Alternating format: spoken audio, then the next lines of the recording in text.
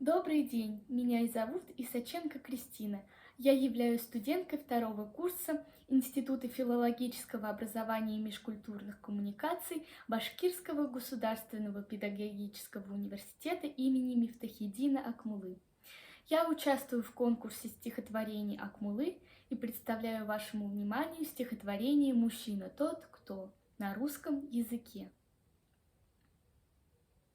Мужчина тот, кто не спешит внимать тем, от кого уберегала мать.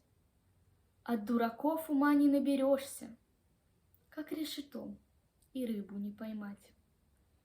Мужчина тот, кто честь свою храня, бояться будет сплетен, как огня.